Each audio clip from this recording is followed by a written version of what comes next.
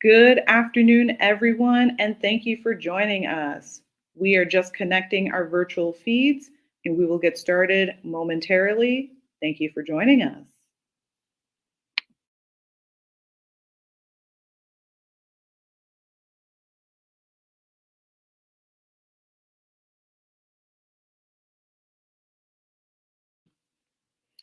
All right, and we are all connected. So,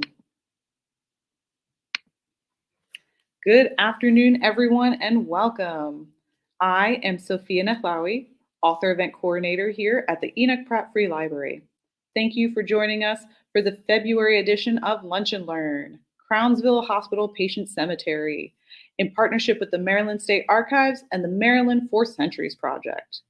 And so now, without further ado, please welcome Bert Kumaro to introduce today's speaker. Thank you, Sophia, and welcome everyone to our February Black History Month Lunch and Learn lecture. And thanks again to Sophia and the Pratt Library, as well as the Maryland State Archives for partnering to present our monthly Maryland History lectures. Our Maryland's Four Centuries Project is working to put some serious Maryland history into the upcoming anniversaries. The US 250th in 2026, the Baltimore 300th in 2029, and Maryland's Big 400th in 2034. Today, we are presenting one of those untold, all but forgotten stories that are so important to getting a complete picture of our collective past. This particular story brings together two different and important elements. The first is the treatment of people with mental disabilities. Unless a family member or a friend is inflicted, we tend as a society to put them on the fringes of our lives. We've heard the stories of people in the 18th century being warehoused in rat-infested asylums where they were chained if they were violent and received no care. And worse yet, patients were rendered out to entertain at parties. Now, treatment didn't get much better in the 19th and early 20th centuries. People continued to be warehoused as the modern era of psychiatric medicine developed. It's only in our parents' lifetimes that treatment has dramatically improved. Our speaker today will be pointing out an added element at the Crownsville Hospital Center, not far from Annapolis. Beginning in 1911, at the height of the Jim Crow and the Eugenics era, Crownsville was branded as the hospital for the Negro Insane of Maryland. When the hospital closed in 2004, treatment must have improved dramatically. Janice Hayes Williams, a native of Annapolis, is one of those very intrepid local historians who brings important stories to life for all of us. She is well placed to tell us about the Crownsville patients who lived and died at the facility for generations and now are largely forgotten. As the owner of Legacy Tours of Annapolis, for decades she has teamed up with local and state agencies and contributed to the Capital Gazette newspaper to remember the patients and their stories at Crownsville. We all owe her our gratitude for working so hard to bring this important story to light. It is a local story, but it represents similar stories that occurred throughout the nation. Please welcome Janice Hayes Williams. Thank you, Bert. That was a wonderful introduction. Thank you very much. So I'm here to tell you about this cemetery, but before I want you to understand Crownsville State Hospital opened as the Maryland Hospital for the Negro Insane. And I want to tell you a little bit about that story before we delve into the cemetery. The Crownsville State Hospital, known as the Maryland State Hospital for Negroes, it was created for the care of the Negro insane. In 1910, there was Bayview Asylum, county almshouses and jails like Anne Arundel County's London Town, and Spring Grove Hospital, the sole state facility. So many people were left in jails in these places. The state said, we must find a way to help these people.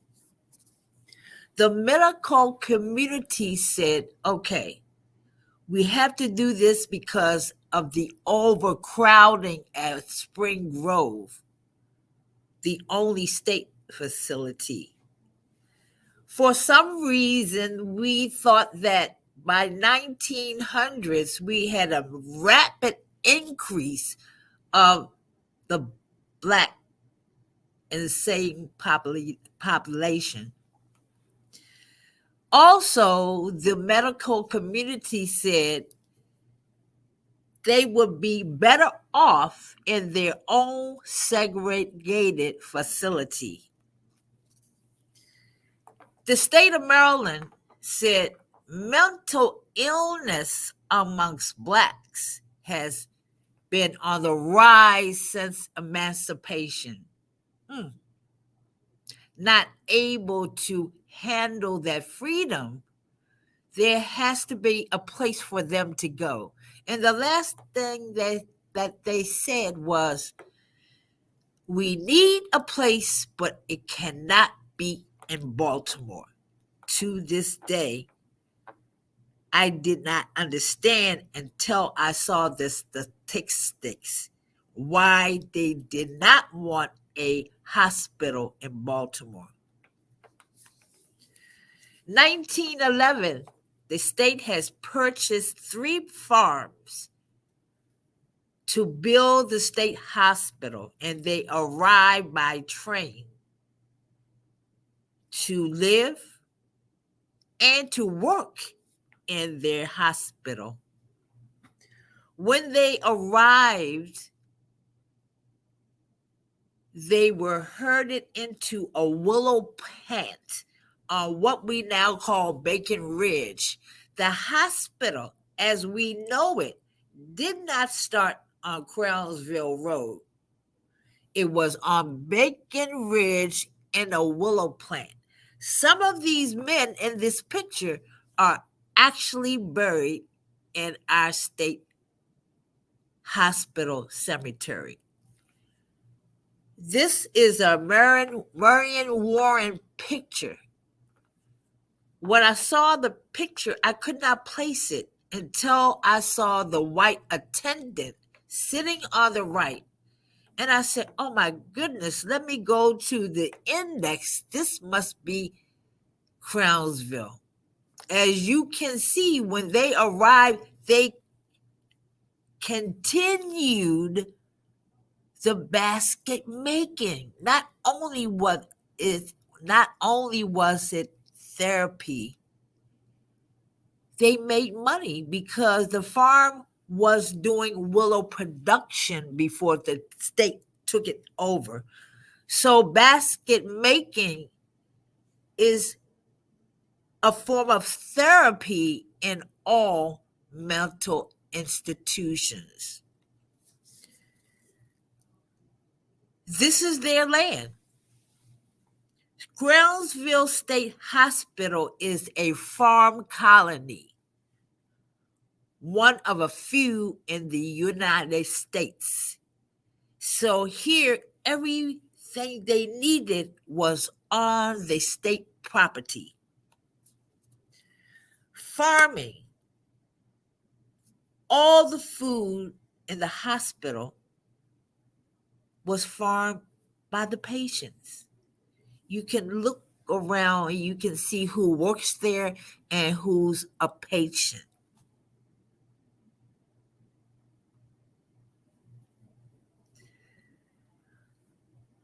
These are chicken houses where they kept their chickens. The patients tended to them. They were killed and used for food for the patients. But this is a look at Crownsville in the early 20th century. Corn houses, chicken houses, self-contained. Even the equipment was state of the art. When you come to Crownsville for one of my ceremonies, you ride by this barn that is still there on the property for not for long. This is an inside view of the hospital where people took care of themselves. It's interesting to know that most of the people who came there in the beginning had a high rate of tuberculosis, not necessarily insanity. The women were made to work. According to the reports to the governor, the superintendent said this work was good for these people. Farming, making clothes, air so clean. Crownsville was a masterpiece in the state of Maryland.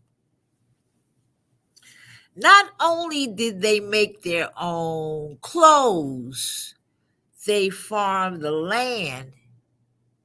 And when the time came to build the hospital, they were, in fact, the people who built it. While you had contractors from Virginia and other states, the labor used was right there on the site. This is the building of the Crownsville State Hospital Center. The labor is that of the patients. This is a place where they will live, but they built it themselves. When we went through the death certificates, it was amazing to see the professions of those incarcerated at this hospital. Bricklayers, masons, craftsmen, incarcerated in a mental hospital that they had to build themselves.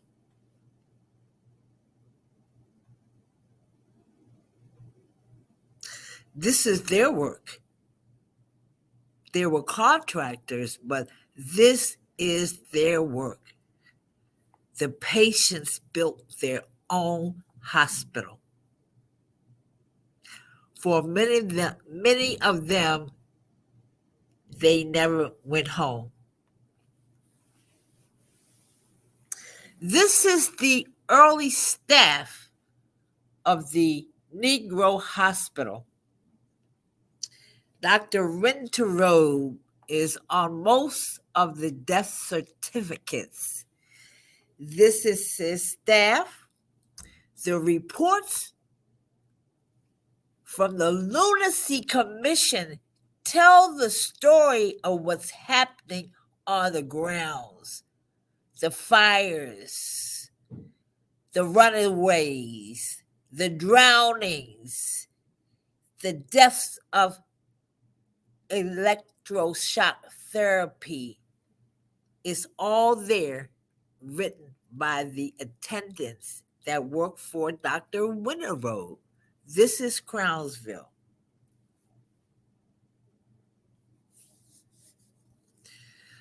This too is the story of the patients at Crownsville.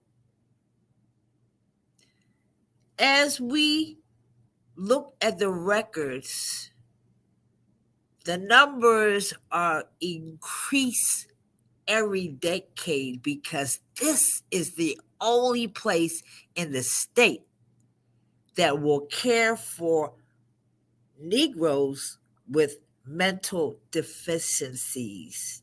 Okay? Remember now, everybody is not insane. There are other issues, alcohol, postpartum depression. But everybody is housed here, even the aged and the elderly that the family can no longer take care of. These pictures here are the 20s and the 30s as we begin to use Thorazine. And many of the patients just sat all day long. Yes, there was learning. Would we call it learning? Experimentation? A lot happened at Crownsville. That was the site to check out how electroshock therapy works. Hydrotherapy. As we went through the death certificates, there were a lot of drownings. And the team working on these names, where would they have drowned? There's no water. Or did they drown during hydrotherapy? Many cases of deaths from procedures happened at Crownsville. Resistance. They knew they were not being cared for. They knew they were incarcerated. And when they had enough, there would be riots at Crownsville. Crownsville became a place for civil rights demonstrators. There had been occasion of civil rights demonstrators who were arrested. And they said if they want their civil rights, they must have a mental capacity issue. So send them all to Crownsville. And there they were incarcerated until their families got them out.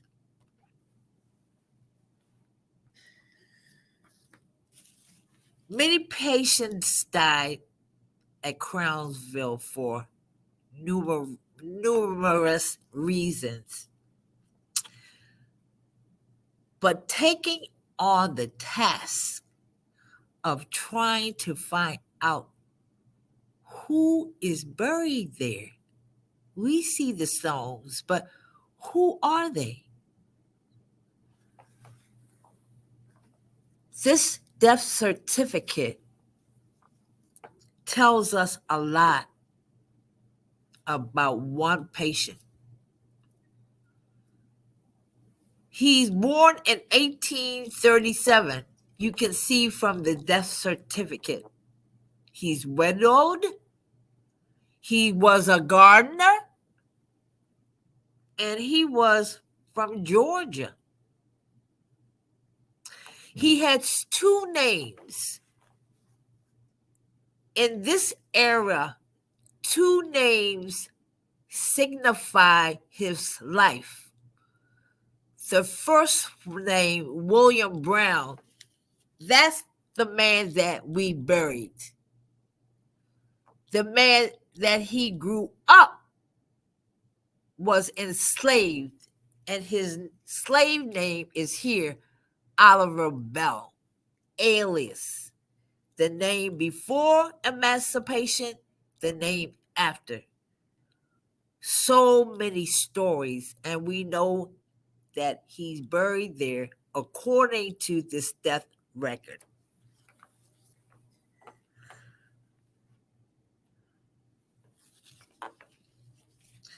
The Crownsville State Hospital Cemetery was bought before myself and my uncle, the late George Phelps. We were asked to come to see the cemetery that nobody cared for. We went up to see the cemetery and we were silenced by the lack of names on the burial stones. It took us for a very long time to feel comfort in the way these people were buried. I decided to look around the country and to see if, in fact, this was SOP, standard operating procedure. Do they do this at all mental hospitals? The question is yes. All kinds of objects, stones, numbers, but no names because of the reasons for being in the institution.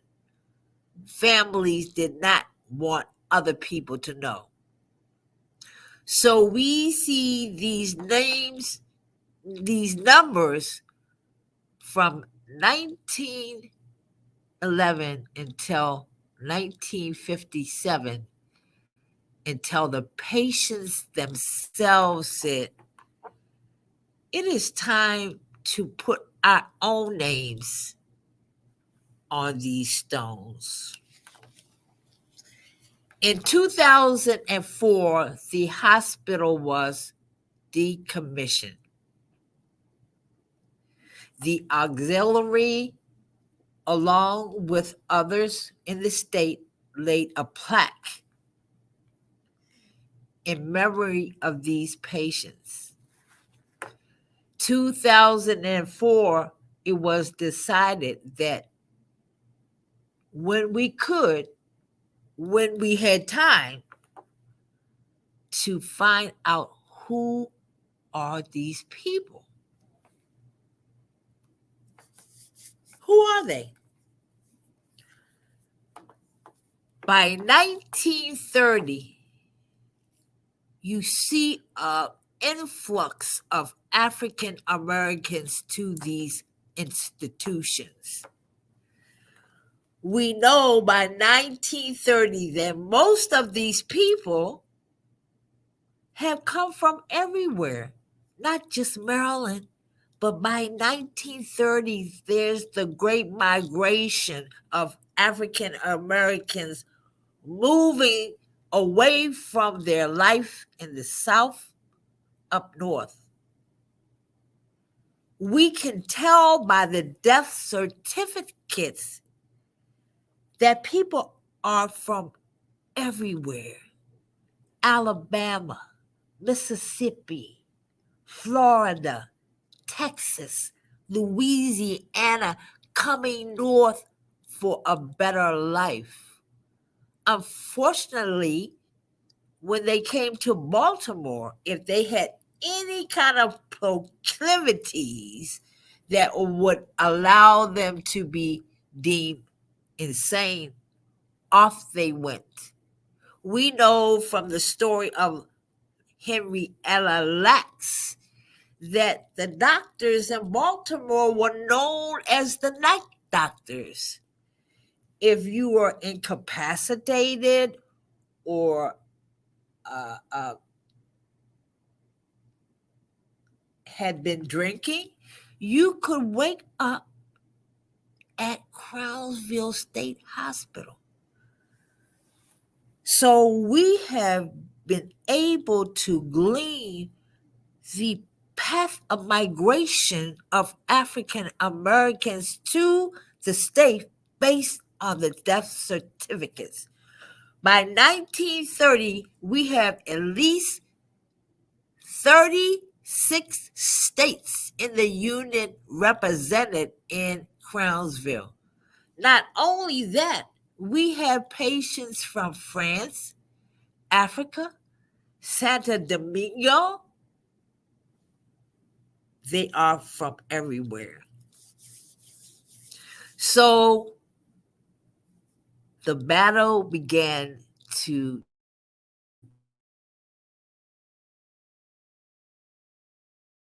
tell their stories. Certificates in Anne Arundel.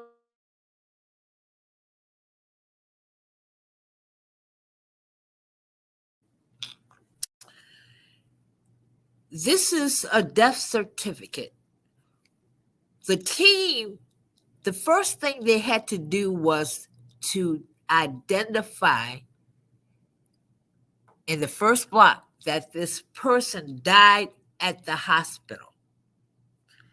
The second thing that we had to do to add to our list is to go to the bottom here, 17. It says burial, because there are 3 ways to leave Crownsville. Either in death, your family picks you up and buries you in the family plot, or a burial here says that you are buried at the hospital cemetery. Or number 3, if no one came to pick you up because your family in Georgia does not know that you are there, you might just be taken to the University of Maryland as a cadaver for medical students. So there's 3, and I forgot, there's 1 way that you were discharged. This area tells us that this patient is buried at the hospital, not at the Crownsville Cemetery around the corner, but the hospital.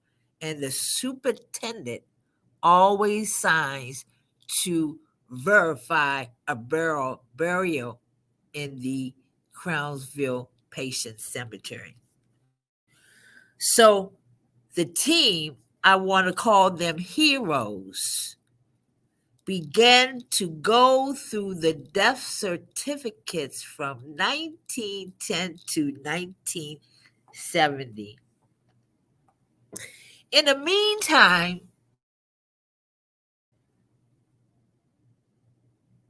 in 2005, as we gain some names, we start the Say My Name ceremony. We feel like tell their names. Even though there's no name on the stone, we're going to tell you that they are here. We don't know where they are, east, north, west, but they are here. And the ceremony began with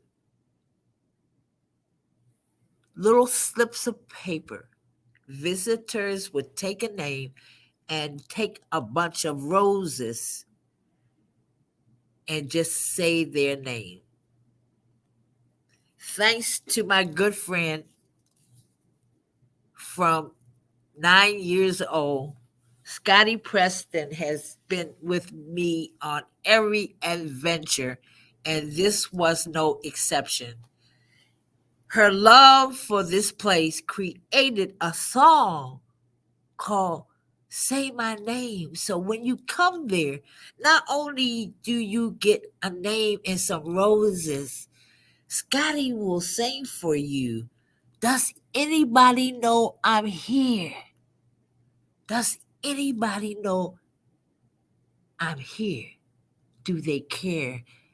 And when she points you to you, you say that name.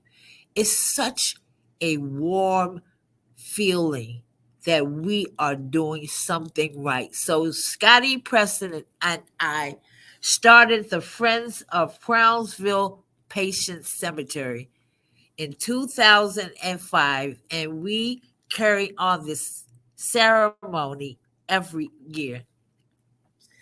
Here we are, and I'm going to call them the heroes, the Friends of Crownsville Hospital Patients Cemetery. Every year we go on the grounds and we honor them because we know that you were the face of the experiments for our drugs that we take now.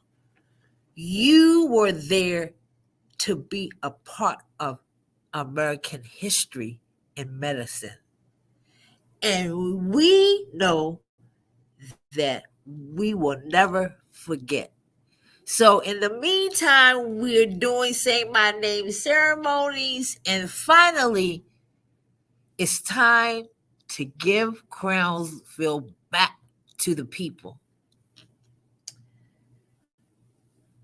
I said, look, everybody, it's a rush to the finish. We have to finish this before the state turns Crownsville over to Anne Arundel County. And it began. This team had a spreadsheet for every year of all the death certificates from Crownsville. In preparing for this lecture, I want you to understand the enormity of this task. A group of volunteers came to the Maryland State Archives that opened a room so we could work to find 1,723 names of people on that land. Last night, I said, how many years are they? 1910 through 1970, get a pen, times 12. 59 years, 12 months out of the year. You have to do a file for every month. That means that this group of people went through 21,790 files. Somebody has a math, a spreadsheet. 21,729 files. This is what their work looked like. Each year, a volunteer would submit the data for 1 year at a time. How many patients? This is 1919. 70 patients were interred. How many were male, female? But we know every county in the state where they came from. Here you see there are patients from North Carolina, Virginia, and other places that we don't know where they came from. This is the work of these heroes. Each file is a month, so 12 files a year. Today, with their work, our county executive has received Crownsville Hospital and the cemetery too. Today, Anne Arundel County owns the cemetery. We have friends that keep up with the cemetery, and the state of Maryland, at our bequest, provided funds for a memorial to house all 700 names and granted on the cemetery grounds. For these people, we should be thankful, and they are many. And I want to thank each and every one of them because now the work is done, and I want to say bravo. I've never seen such love and care, and this was difficult. This was a task that was filled with so many tears because even though we did the work, it's not up to us to tell you the cause of the death. You go yourself. But we know and we have seen every single one. And we have cried 1,000 tears, but the work is done. And I want to start by thanking my daughter, Stacy Williams, who's been with me since I was there the first day. Poor Stacy had to come to the archives and do the work when nobody else could. Thank you, daughter. You're going to be a great historian. I want to thank my friend Scotty Preston. It should say Preston, not Prayer, but co-founder of the Friends and the writer of the song, Say My Name. Does anybody know that I'm here? And the heroes who sat here for months, I can never repay you. Shauna Brown, Alva Cheston, Alexia Robbins, Bernadette Pulley Pruitt, Susan Klein, Phil Klein, Cynthia Carter, Cynthia Dark, Cecilia Green, Molly Talbot Smith, Paul Lurds, a friend of the cemetery, Becky Eatstep, and the Say My Name Memorial. Thank you, Maryland General Assembly. $100,000 to the cemetery to say their names. And of course, to the county executive, thank you, Stuart Putman, and allowing me to go with you to get the transfer and standing there watching me cry all over the place. Thank you, County Executive Pittman, and the new caretakers of the cemetery are Recreation and Parks. Thank you, Jessica Lays and Erica. They are wonderful. So thank you so much for allowing me to tell you a little bit about our story because Crownsville is us. Thank you so much.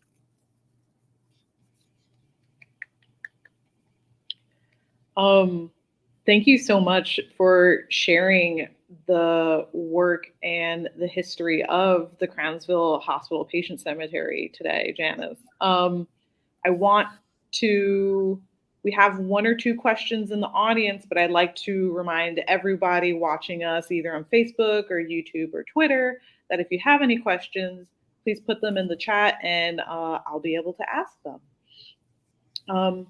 So one of the questions we got was about the cemetery, and they wanted to know sort of when did the ceremony? Excuse me. They want to ask when the ceremony happened and sort of more about it. Okay, so the ceremony is annual during the Walk for the Woods. It's always the last Saturday in April. This year, it will be April 29th. We do two ceremonies, one at 11 and one at noon. And anybody can come. That day, you can ride through Crownsville. Nobody will make you stop. You can come all the way through. The cemetery is behind the hospital as you know it. You have to go down Marbury Road all the way to the end. It becomes Farm Road. You cross over 97 onto Bacon Ridge. So this is annual. And I want to add on April the 1st, we will have a cemetery cleanup. Bring your buckets and rakes, and we will clean the cemetery from twigs and whatever is up there. But we do that, try to do that once a year. For if anyone who wanted to volunteer for something like that, do they just show up? Is there a site they need to go to? Yes, we have a Facebook page called Friends of the Crownsville Patient Cemetery that is always posted there. The ceremony is a part of the Walk for the Woods. That is the Scenic Rivers Land Trust. Please go to their website, and is very well advertised. And we have been doing it for 17 years. Okay. So we had someone share that their great grandmother died at Crownsville in 1933 with TB. And they were wondering what TB's patients' lives were like and how they were treated in comparison to other patients. I don't think there was a difference. I think that the TB patients, from what I can tell from the reports to the governor, TB patients fared well because the air was so clean. A lot of time outside in the air. In terms of being different, it depends on what your condition was. If you had something that you had to be chained or caged, that's very different from a TB patient who is not bound like other people. Okay. We had a question on burials, and were burials taking place up until it closed in 2004? No. So burials ended not long after integration around 1963, 64, 65. No more burials. Because you have to remember the hospital was for Negroes. So the only people buried up there are Negroes, are Black, except for one Caucasian woman who lived in Crownsville and committed suicide on the railroad. So she is, in fact, buried with the others. But whites were not buried in that cemetery after integration. Okay. How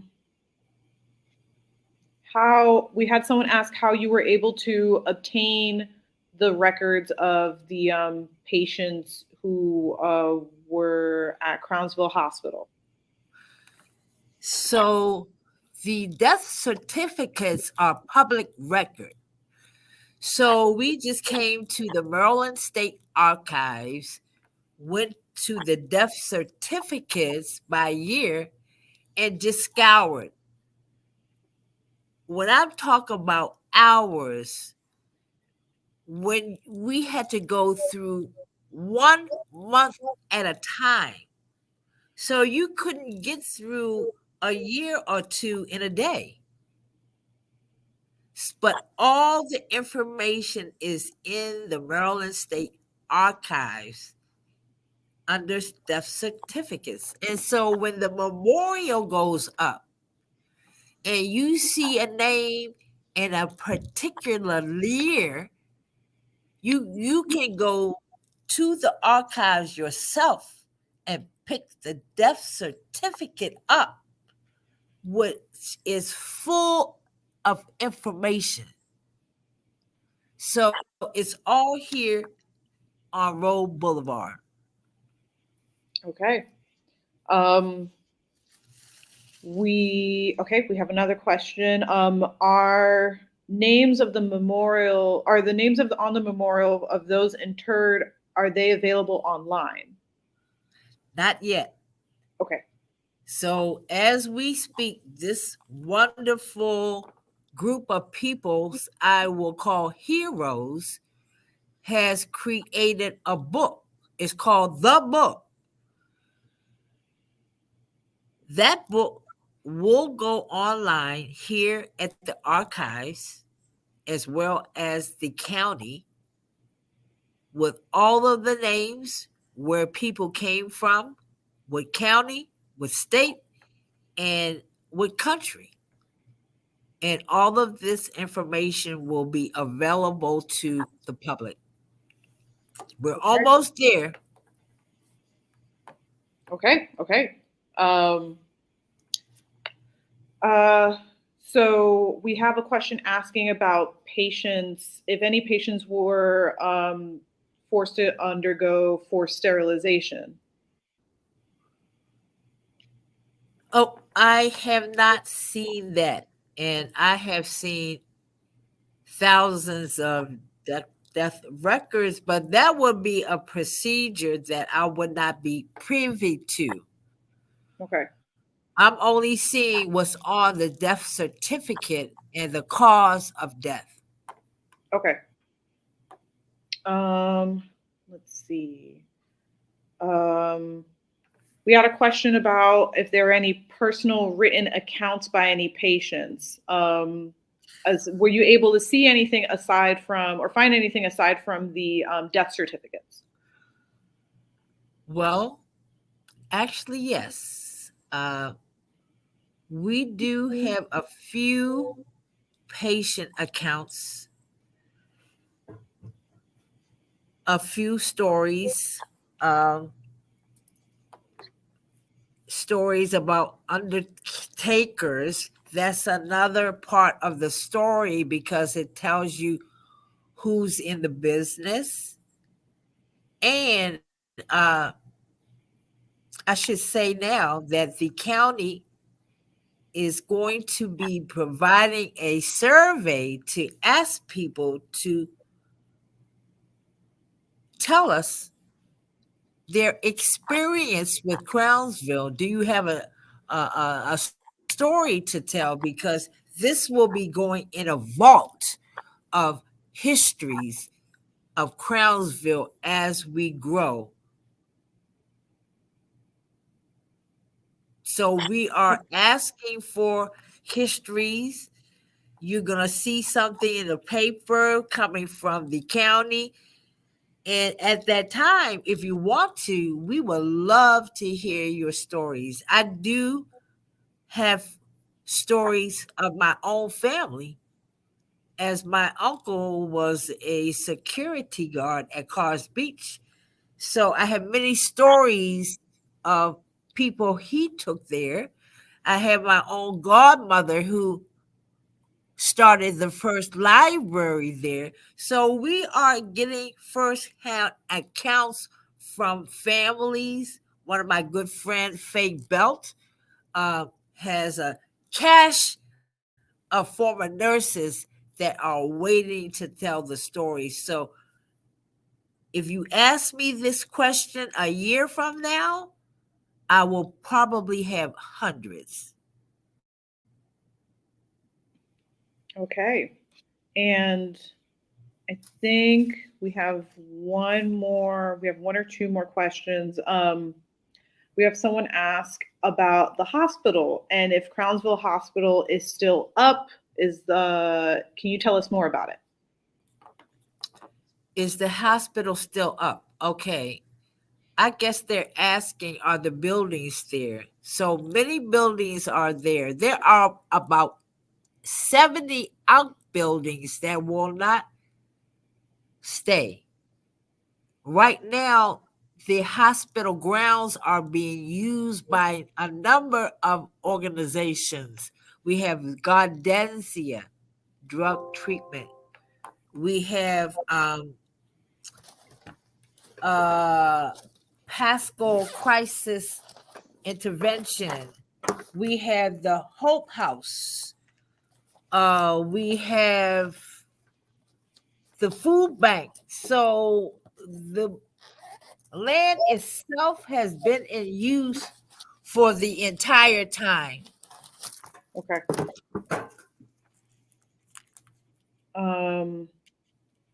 We have another question, and I will give you 1 second.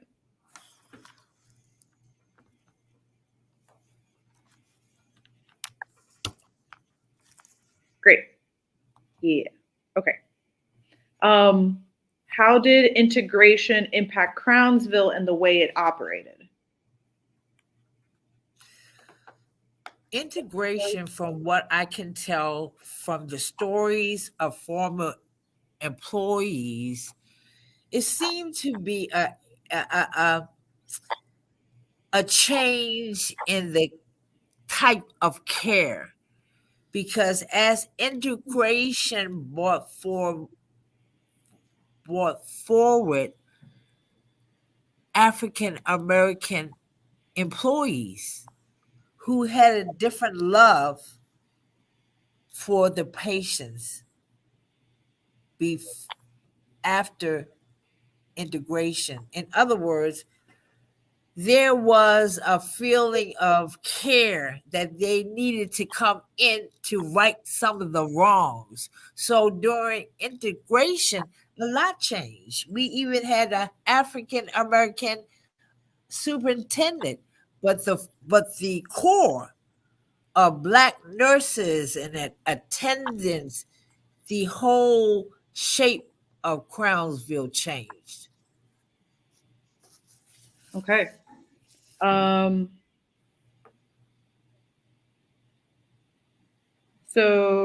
So we have a question on patients. Did patients also cook and prepare the crops they grew, or were there chefs? I didn't work there, but what I understand, there was a combination of both.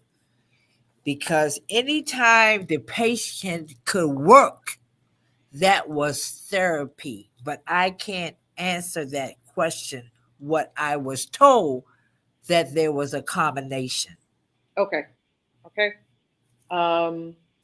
And I believe we have one last question. We have had several audience members. Thank you for sharing and giving attention to the patients who were there. And our last, we have 2 more questions. One was someone asked you to mention or talk about, if you're able to, lunacy to legacy. So that is a documentary, and it shows many facets of Crownsville, but not all. It seems to be a different sense of what Crownsville was to them.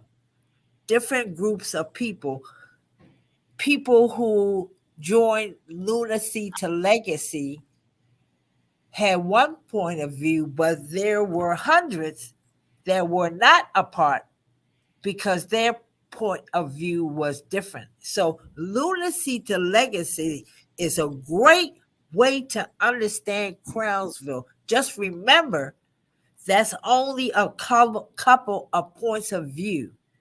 If you were to sit down with African American nurses, very different.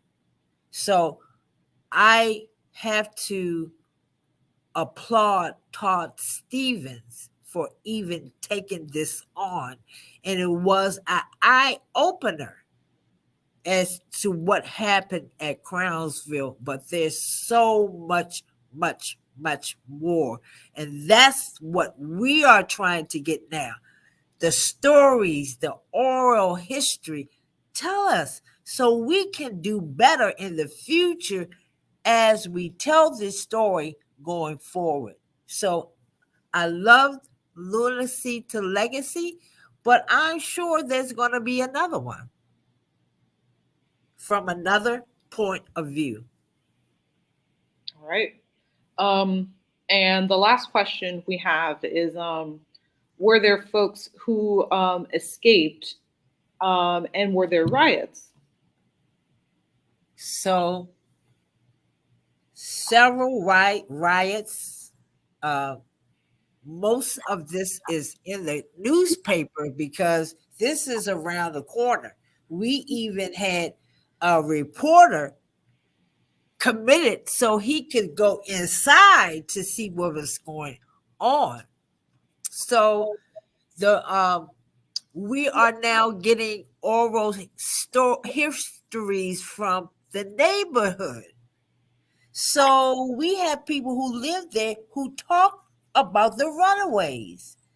I went to put my laundry out on the line, and there was a woman who had escaped the hospital. You know, the dilemma of the family with somebody in your yard.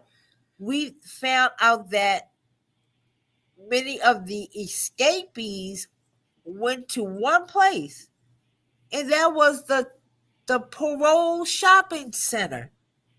They all just walked straight down General's Highway to have a better day.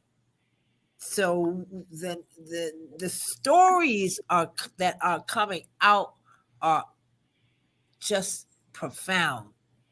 And the people who live there are about to tell their stories as well. It's wonderful because now we know what Crownsville really was. My own family got locked in there and couldn't get out and found himself in a place where there were specimens in jars. So who knows what happened there? But more is to come because now it belongs to us. We are Anne Arundel County, and we want you to talk to us to make this a better place than it ever was. Last question before we close out. Where can people reach out to you to send you more stories or to learn more about the project? Wow. We can start with my email, Janice Hayes Williams at gmail.com or RPHAYE 22 at aacounty.org, or you can send us a message at Friends of the Crownsville Patient Cemetery on Facebook. All right. And please send me your email so we can send you our survey. All right.